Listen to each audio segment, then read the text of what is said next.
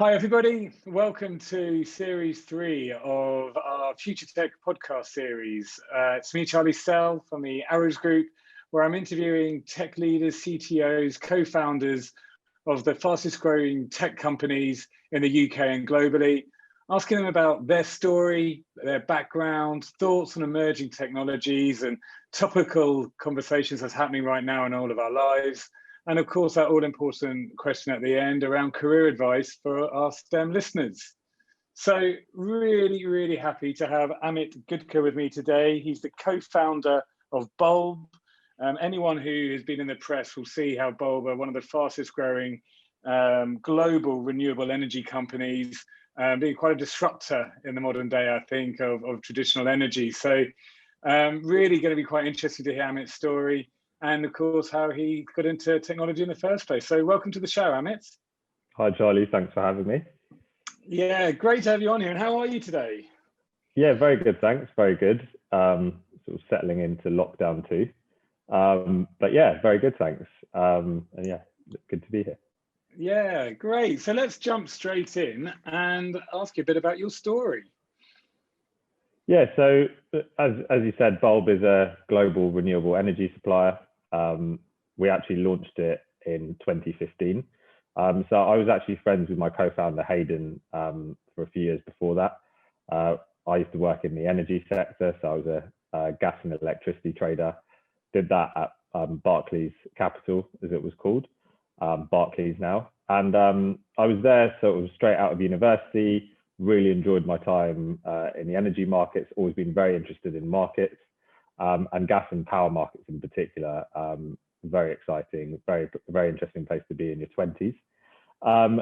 I really started to question, I guess, probably about 5 years into that job, what the real sort of value add of trading as the role itself was. I think it's, intellectually very stimulating, but at points you then start to sort of question what the real impact of it was. And at that point, I got talking with Hayden, who I've been friends with for a few years, about our different experiences of the energy sector. So at that point, I had a lot of experience on the market side. Hayden had a lot of experience in the actual retail companies. He was a consultant.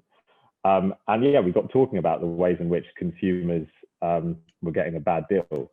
Energy companies at that point were,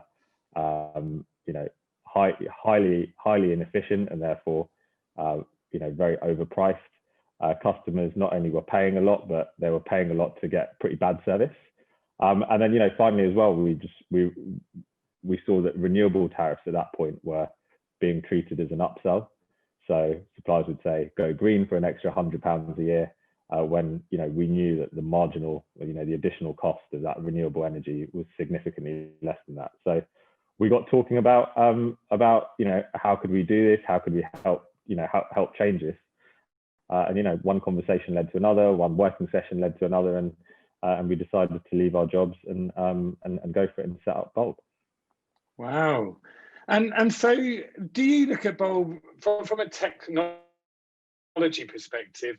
Are you a tech first business, or how do you see the business when thinking about how you're going to grow it, essentially? Yeah, so we are a technology enabled business. Bulb, we came into an industry where, our competition and, the incumbents were suffering from having, legacy systems that meant that they were legacy systems that were patched together, over the last couple of decades. And that made it very difficult for them to adapt, for them to sort of adapt to new customers' needs. And we came into this with a blank slate. And that meant that we could do things, as you would in the 21st century company. So yeah, we are, we're technology enabled. We've invested a lot in that. We've invested a lot in automation, which is why we can have that, much more efficient operations, which leads to lower costs for our members. Yeah, fantastic. And it's because, knowing about Bulb and obviously the competitors and technology, with obviously a lot of our listeners being STEM graduates, and thinking about how many industry sectors are there that's relevant to what they're studying. And I think you're probably living proof that tech enablement can go across every industry if you're solving a challenge or if you're solving a problem. And I guess the main problem that you identified was all of these legacy competitors who are either overpricing their products or not being efficient with how they could do business to offer cost savings. Would that be a fair statement? Yeah, I think for it is highly ingrained in this industry and across a number of other industries, of doing things with old systems. And so just some very simple examples. Like when we started, what we realized was, and this was only in 2015, how there were energy suppliers, again, new age energy suppliers who had started 4 or 5 years before us, but they weren't using, for example, cloud-based telephone systems. So there's some very simple things that were not being done. I think on top of that, some of the things that we've done that were very different were, 30% of our company is work in technology. That's a very different proportion compared to other companies.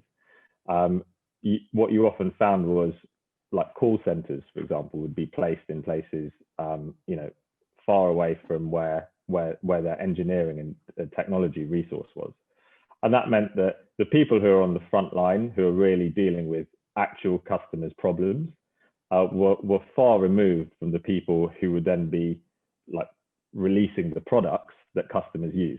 So there's a complete detachment from how that works together. And that's something very different to what we've done. We've had product teams sitting very closely with our energy specialists who cover all the members' problems or all the members' queries, right from when they sign up through onboarding, through billing, or even to when they leave. And they are sitting very close with our product teams. And that just means that there's this much better feedback loop of developing products quickly for what consumers actually want. And that way of setting things up, I think, is the way that technology companies work. And it's not the way that traditional incumbent utilities have worked. Yeah, I couldn't agree with you more. I mean, I look at it both from, when I look at energy sectors, it's the same now for fintech and health tech, isn't it? Anyone who's trying to enter what are quite traditional marketplaces, whether it's banking or research, if you're not putting technology as a profit center to your business or part of the key strategy, you're going to be left behind pretty quickly, I think. And it's what we see across, as I said, every industry. And so thinking around that then, and the future, the 3-year, 5-year plan for Bulb and putting that sort of tech first, is there anything that excites you specifically, or what you're looking at from a business perspective that you think is the future of technology? So I guess in this 3 to 5 year plan, or 3 to 5 year vision, and sort of relating that to what we're doing, what Bulb's doing. So very excited that we've launched, we launched in the UK 5 years ago, and last year we launched in 3 other countries. So we launched in Spain, France, and the US. So which is, a big change for us. And in fact, probably 5 years ago, we, looking at other energy markets, they didn't look like the sorts of places that didn't appear to be on our roadmap at that point. And since then, other energy markets have followed suit and having a liberalized market like the UK.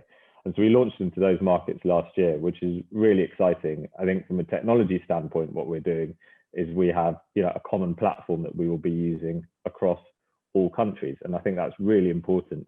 You've seen other energy companies maybe have lots of different subsidiaries in different countries, but they're not underpinned by common technology. So that's something quite different that we're doing.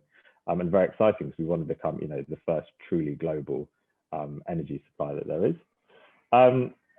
It's also a really exciting time, just in terms of the energy transition. So at a domestic level, when we started again 5 years ago, we did see we saw this change starting to happen. So where you move away from a very centralized electricity grid, so you have big power stations that are transmission connected, and then homes at the end of the supply chain. It's a very sort of one-way relationship. So electricity goes to those customers and they pay their energy supplier who sit in the middle.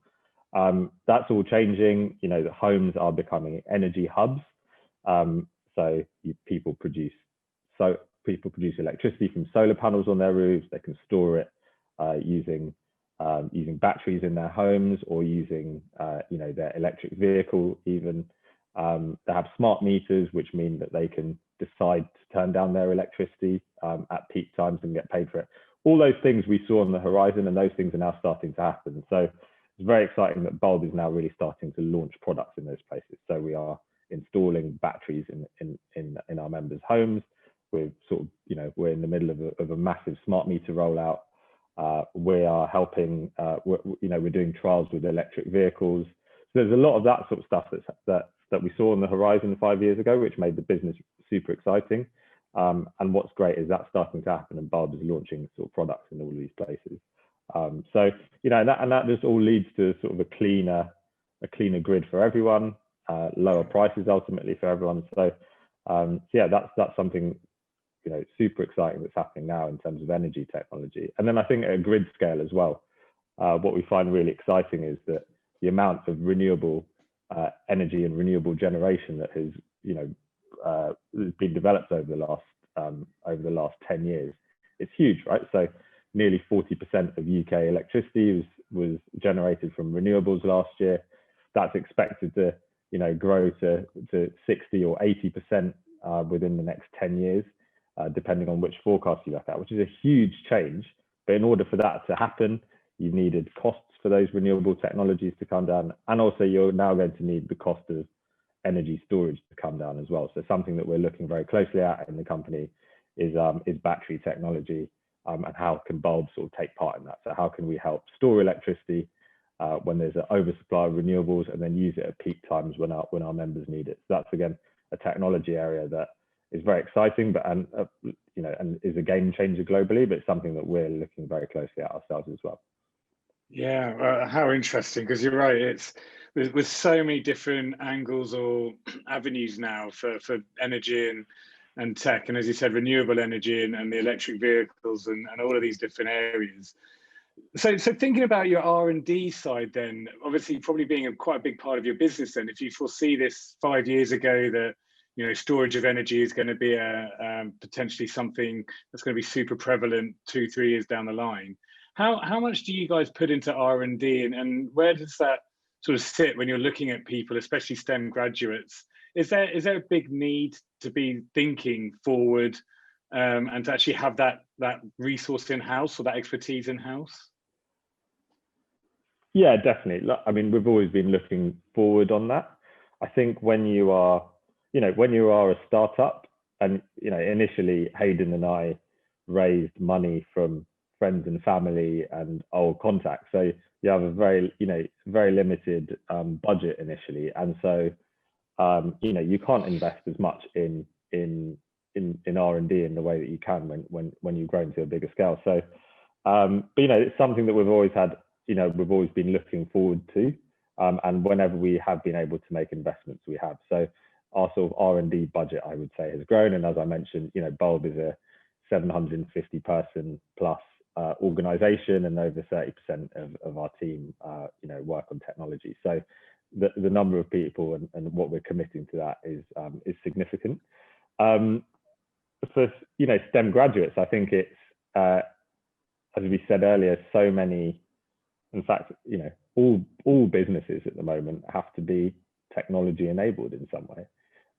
Otherwise, they grow old and stale, and I think that, and they struggle to compete. So there's huge opportunity, not just in classic technology companies. There are, or just a straight software company. There are hundreds of technology enabled companies. In fact, that's what the economy is these days.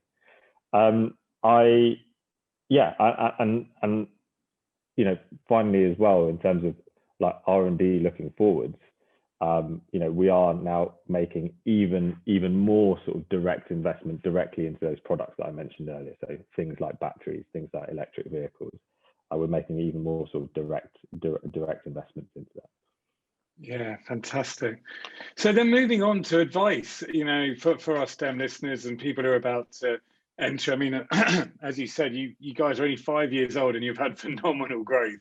But I imagine over that 5 years to hire 700 odd people, and that would, again, I'd imagine be a total mix of both graduate all the way through to super experienced.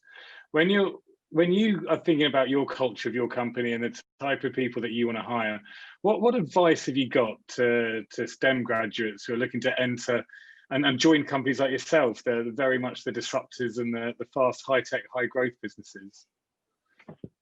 Yeah, so I studied maths at university, and so my route into now being the founder of a technology company, I didn't go directly into technology company at that point. I went actually into finance, and I was trading gas and electricity at that point.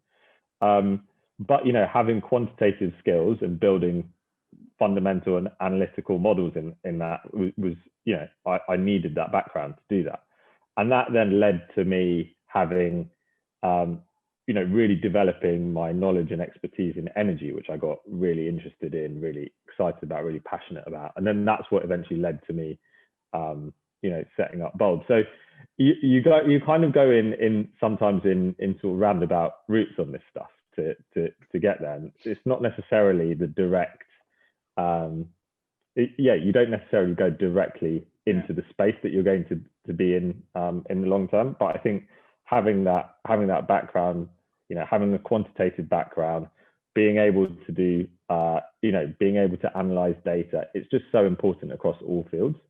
So really building that knowledge base, and then going into areas and developing, deep understanding and knowledge in places over a period of time, I think is so important. And there's a lot of focus, I think, particularly with with entrepreneurs as well, about like quick success and fast growth and fast success. But there's nothing quite like building knowledge and expertise over a long period. So yeah, I think that's one of my key things. Is you might not necessarily go into the area that you're going to be in, be in for the long term, but finding something that you're interested in where you can develop your skills further, just provide great sort of building blocks.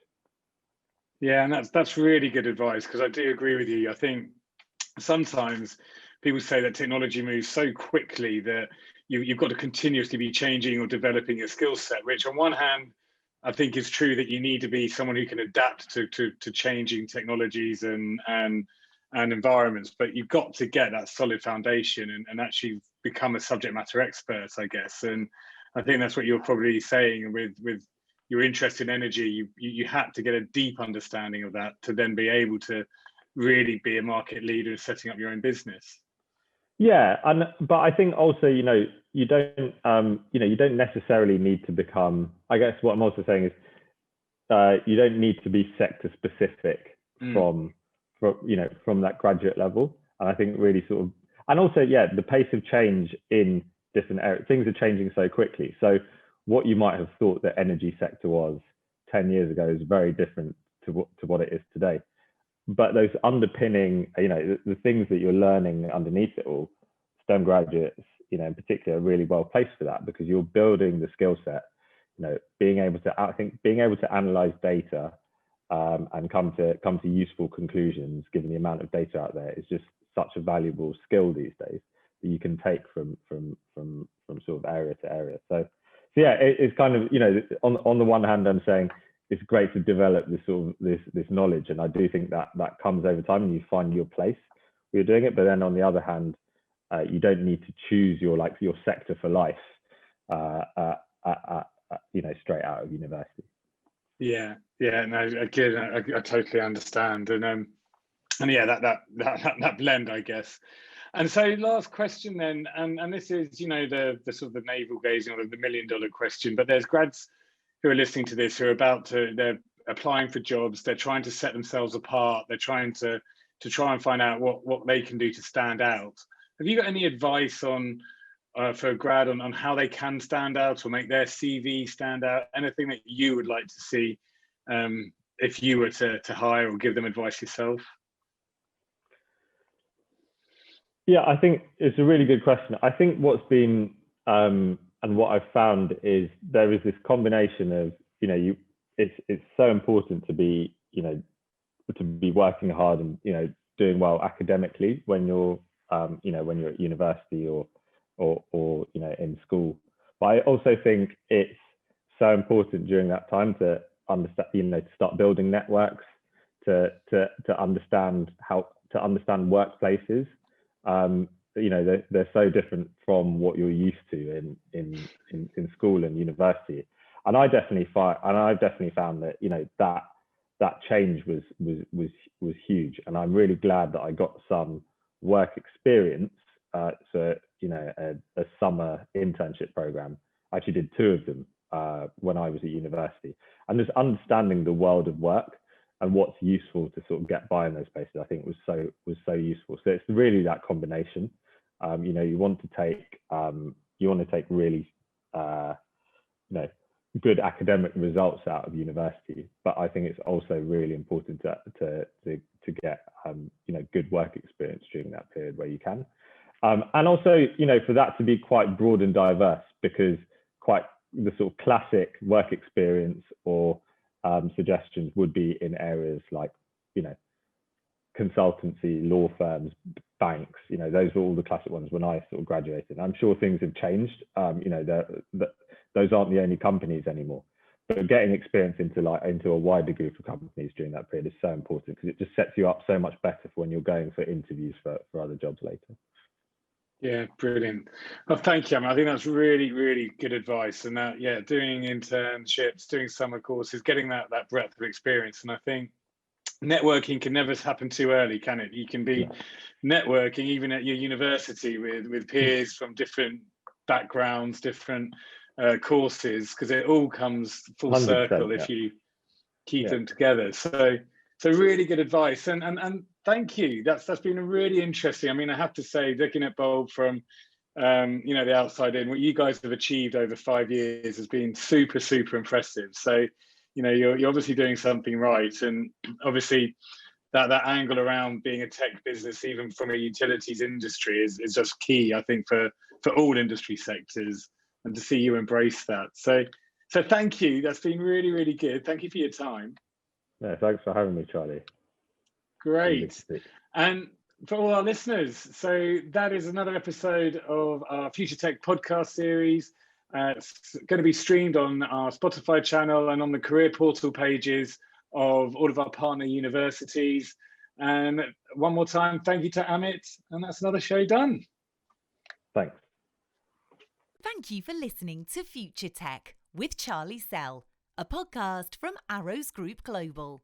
Please subscribe to this podcast so that you never miss an episode. Arrows Group is a global technology recruitment and workforce solutions provider who focus on people at the heart of all our interactions. With in-depth technology expertise and global candidate communities, we offer bespoke solutions to every client and candidate. To find out more, visit arrowsgroup.com.